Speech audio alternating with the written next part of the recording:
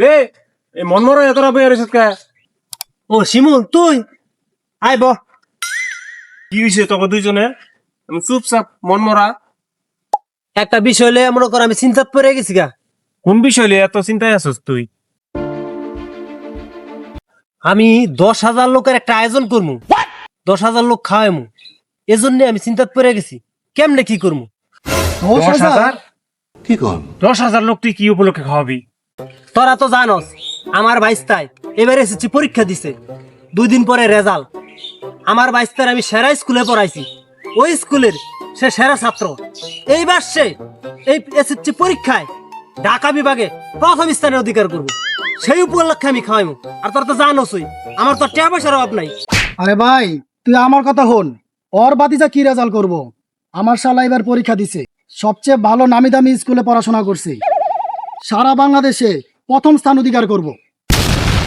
হ্যাঁ তো বলে 22টা পরীক্ষা দিছে, বিভাগের মধ্যে প্রথম হইব, 10,000 লোক খাওয়াইব। তা তোরটা সারা বাংলাদেশে প্রথম হইব, তা তুই কয় হাজার লোক খাওয়াবি? আই কি আর 10,000, আমি কাঙালি ভোজের আয়োজন করতেছি। আমার শ্বশুর কি কম আছে? 1 বিঘা জমিন বিক্রি করবো, সবারে খাওয়ামু। তোরা দাঁত রইল, তুই আয় পড়িস।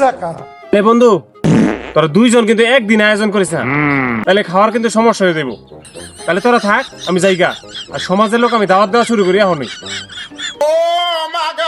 কেমন ছাত্র নিয়ে গর্ব করো, রেজাল্টের দিনে দেখবো। নকল আর হবে না।